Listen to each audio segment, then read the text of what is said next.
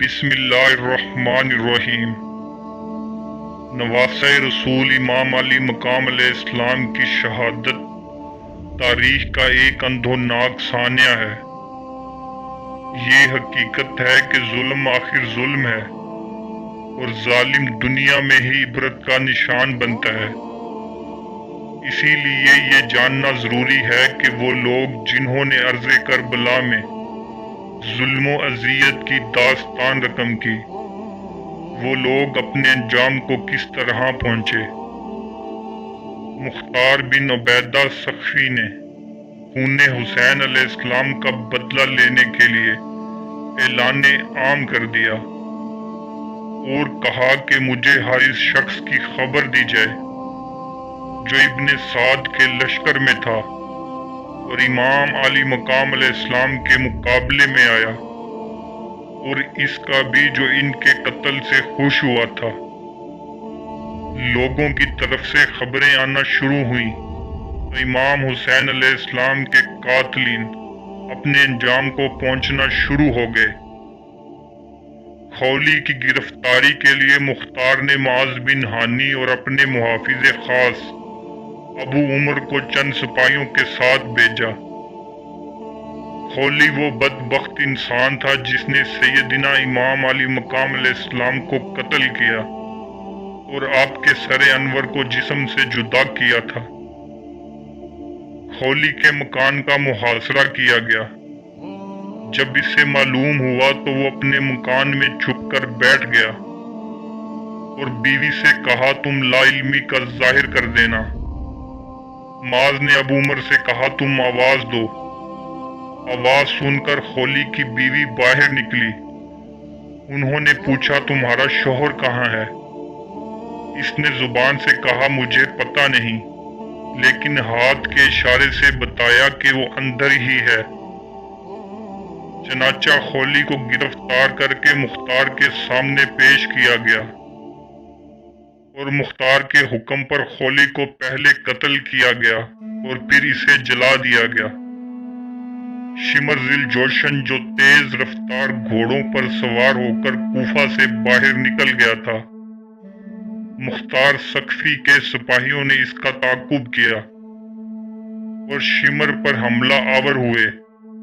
شمر اس حملے کو روکتا رہا، آخر کار شمر فرار ہونے میں کامیاب ہو گیا اور کوفہ و بصرہ کے درمیان ایک گاؤں میں جا چھپا۔ مختار سقفی کے سپاہیوں نے شمر کا ٹھکانہ معلوم کیا اور شمر پر رات کی تاریکی میں حملہ کر کے اسے بھی واصل جہنم کر دیا اور شمر کو قتل کرنے کے بعد اس کی لاش کتوں کے آگے ڈال دی گئی۔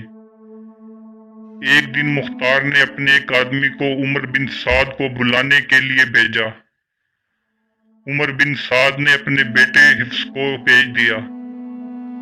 مختار سقفی نے اس سے پوچھا تیرا باپ کہاں ہے؟ اس نے کہا کہ گھر میں ہے۔ اس نے اپنے محافظ ابو عمر کو بھیجا کہ ابن سعد کو قتل کر کے اس کا سر کاٹ کر لے آئے۔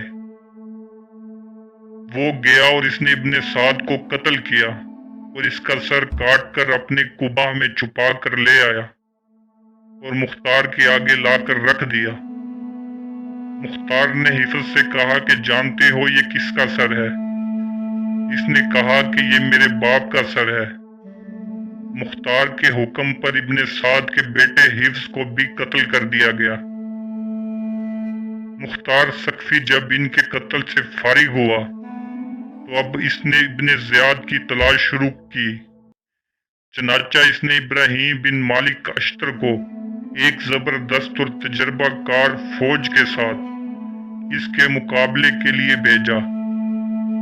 ادھر ابن زیاد کو معلوم ہوا تو وہ بھی لشکر کے ساتھ مقابلے کے لیے آ گیا۔ شہر سے 500 کوس کے فاصلے پر دریا کے کنارے دونوں لشکروں کے درمیان خوب جنگ ہوئی۔ آخر شدید جنگ کے بعد ابن زیاد کے لشکر کو شکست ہوئی۔ شکست خوردہ لشکر ابن زیاد سمیت بھاگ نکلا تو ابراہیم اشتر نے ان کا تعاقب کرنے اور ان کو مارنے کا حکم دیا۔ चनाचे इब्न ज़ियाद के बहुत से लोग मारे गए और ये बदबख्त भी मारा गया। इब्राहिम ने इसका सर जिस्म से जुदा किया और इसकी लाश को जला दिया। जिस बदबख्त ने हजरत अली असगर अलैहिस्सलाम के हलक में तीर पेवस्त किया था, वो ऐसे मर्ज में मुब्तला हुआ कि इसके पेट में सख्त हिद्दत और गर्मी पैदा हो गई और पुश्त की तरफ सर्दी पैदा हो गई। गोया वो किसी तरह भी चैन में ना था और चीख चीख कर कहता था, प्यास प्यास। इसके लिए पानी के घड़े लाए जाते, मगर फिर भी प्यास प्यास कहता रहा। आखिरकार इसका पेट फट गया और वो जहन्नुम रसीद हुआ। कूफा में 1 साल चीचक हुई। इसमें 1500 औलाद उन लोगों की अंधी हुई जो सैयदिना इमाम हुसैन अलैहिस्सलाम के कत्ल के लिए गए थे।